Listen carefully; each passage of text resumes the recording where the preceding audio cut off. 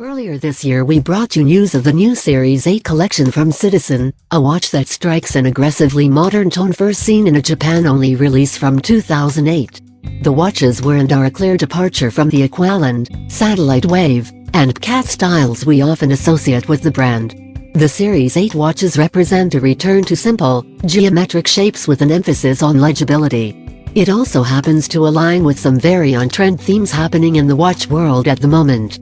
Citizen's newest Series 8 collection features three families in the 830, 831, and the 870 seen here. The 830 and 831 receive a similar sharp-cut case, while the 870 gets a more prominent bezel design built into the structure of the case. Together, these watches represent a stripped-down take on the Citizen design language that does away with unnecessary complexity. The 8 of Series 8 represents the infinity symbol, and is meant to invoke infinite possibilities of Citizen craftsmanship. While that may sound a bit nebulous, the Series 8 and in particular the 870 do offer something of interest: a steel sport watch with integrated bracelet design and an in-house movement, all for a reasonable $2,000. This is a tricky watch to nail down. It's chunky and muscular like a sports watch, but there's no sporting functionality in sight. There's no bezel, no tachometer, no pushers or valves.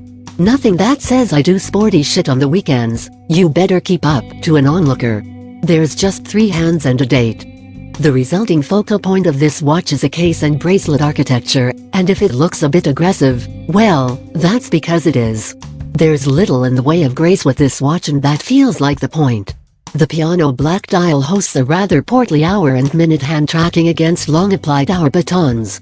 What they lack in elegance they make up for in legibility, save for the unusually long hour hand. It's a sparse dial with just a few components left competing for your attention.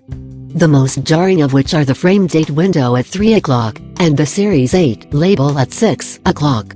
A frame date window is what it is, and I don't want to beat that dead horse any further, but the typeface selected for the Series 8 feels slightly disconnected from the rest of the watch. If you're sensing some frustration here, it's mostly due to the expectations Citizen set with their lovely The Citizen. Citizen created a beautiful dial for the Citizen which showed restraint paired with excellent design decisions, and in comparison the Series 8870 feels almost generic. That's not to say there's anything wrong with it, there are no real offenses being committed here, but I kind of wish there were.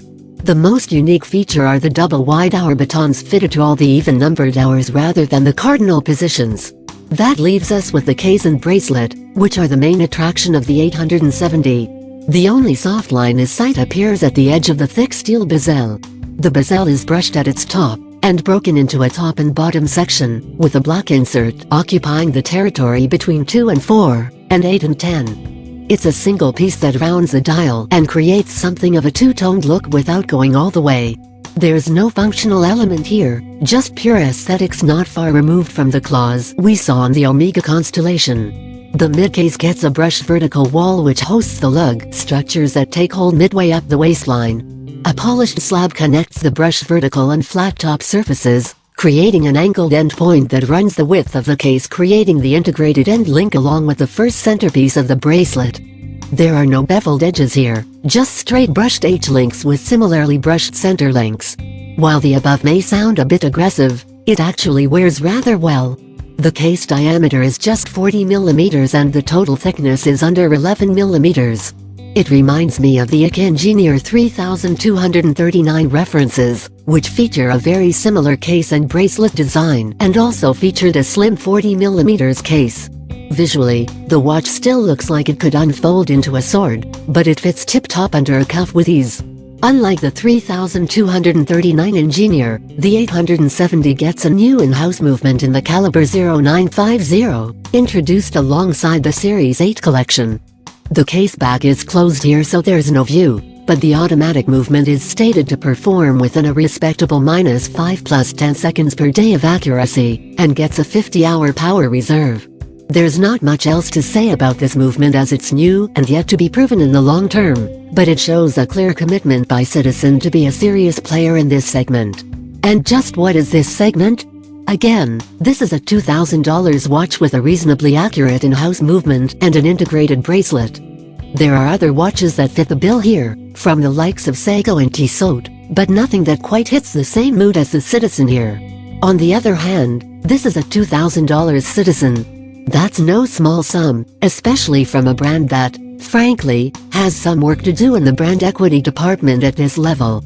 Sure, I've got some beef with the execution here, but make no mistake, the base design here is a good one, and I would very much like to see Citizen continue to build on the Series 8 as a concept. We see what they're capable of in the Citizen, and it's just a matter of connecting a few dots before they're really up and humming with this one. The Citizen Series 8 collection will be available from this autumn. Citizen.